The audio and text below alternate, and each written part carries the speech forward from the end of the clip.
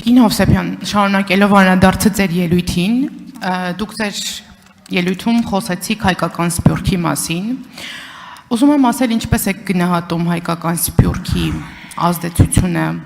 Հայաստանի միջազգային հարաբերությունների զարգացման գործում, արդյոք մենք օգտագործում ենք այն մասնագիտական, դիվանագիտական ներուժը, որը առկա է հայկական սփյուռքում։ Շնորհակալություն։ Պարոն Եղոյանը այստեղ չի։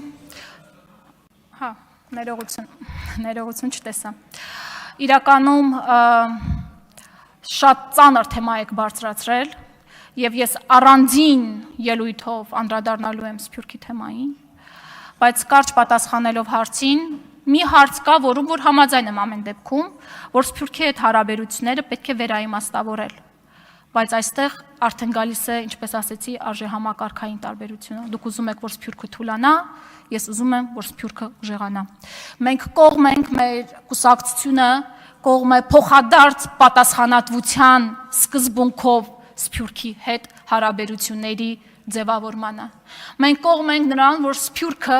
շատ ավելի մեծ ներգրավվածություն ունենա Հայաստանում, Հայաստանի կյանքին, հստակ մեխանիզմներով, օրենքին համապատասխան, բայց անընդհատ, կրկին նշում եմ, մենք անընդհատ լինում ենք արտաքին քաղաքականության մեջ, կարծես թե խնդրողի, ակնկալողի դերում։ Իսկ ես կարծում եմ, որ պետք է լինի փոխշահավետ եւ լինի փոխադարձ պատասխանատվության հիմքի վրա։ Այսօր երբ մենք նայում ենք սփյուռքին, այո, սփյուռքը միատար չէ, միանշանակ միատար չէ։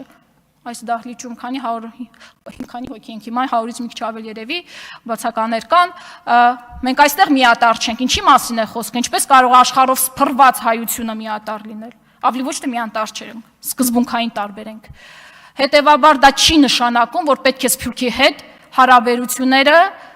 թուլացնել եւ այն համարել, ըստ ձեզ ես ինչպես հասկացա, Հայաստանի ուժեղացման համար սպառնալիք, որովհետեւ եթե սփյուռքը հանկարծ ուժեղանա, Հայաստանը կթուլանա, ձեր ասածն էր դա։ Ժամանակ ունեմ դեռ։ Սփյուռքի հետ աշխատանքների մասով համոզված եմ, որ կան մեծ դաշտ աշխատելու։ Սփյուռքը այնպիսի եւ ես իրականում նաեւ հասկանում եմ, թե ինչու է այս հարվածները ստանում սփյուռքը։ Ով, եթե ոչ սփյուռքը, ով, եթե ոչ հայ առաքելական Սուրբ եկեղեցին, խոսում են մեր մշակութային արժեքներից, խոսում են մեր նյութական եւ ոչ նյութական արժեքներից, ով, եթե ոչ սփյուռքը, Հայաստանում բարձրացնում են Հայաստանի Հանրապետության շահերը, ով, եթե ոչ սփյուռքը եւ հայ առաքելական եկեղեցին են, որ հայի ինքնության պաշտպանն ու վահանն են։ Հետևաբար շատ տրամաբանական է դառնում, որ այսօրվա իշխանությունները հարվածներ են հասցնում այդ հենասյուներին։ Իսկ մենք կողմ ենք նրան, որ մեր սփյուռքը ընդհակառակը նրա հետ ինստիտուցիոնալ աշխատանքի արդյունքում ավելի ուժեղանա, ավելի հզորանա եւ ավելին մենք կողմ ենք նրան, որ սփյուռքի բոլոր երիտասարդները առնվազն կյանքում մեկ անգամ կարողանան գալ Հայաստան, որովհետեւ հայրենիքը սիրում են, երբ դու տեսնում ես հայրենիքը, զգում ես հայրենիքը։ Միայն այդպես են կարող մենք ուժեղացնել Հայաստանը եւ սփյուռքը միաժամանակ։ Կրկին հակադրություններն են իրանց մոտ, իսկ մենք կողմ ենք համատեղ շահեր։ Շնորհակալ եմ։ Շնորհակալություն Տիկին Հովսեփյան պատասխանի համար եւ քանի որ հողում տվեցիք պարոն Եղոյանին, ես չեմ կարող այս հարցը չտալ։ Ի վերջո որն է այն հեռախոսահամարը, որը սփյուռքի հարցերով հեռախոսահամարը, որին պետք է զանգել։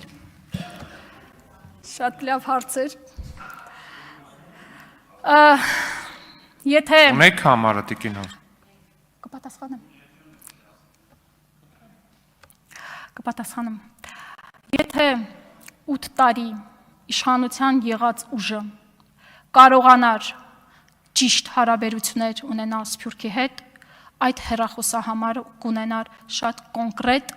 թվեր եւ այդ հեռախոսահամարը կլիներ սփյուռքի հանձնակատարի հեռախոսահամարը կամ սփյուռքի նախարարության հեռախոսահամարը, քանի որ դուք ինքներդ փաստորեն հայտարարեցիք, որ փաստացի տապալել եք դա Փաստացի սփյուռքի հանձնակատարը տապալել է իր ամբողջ գործունեությունը, որովհետև սփյուռքի հեռախոսահամար չկա, ուրեմն դա ձեր արդեն տապալումն է։ Շնորհակալ եմ։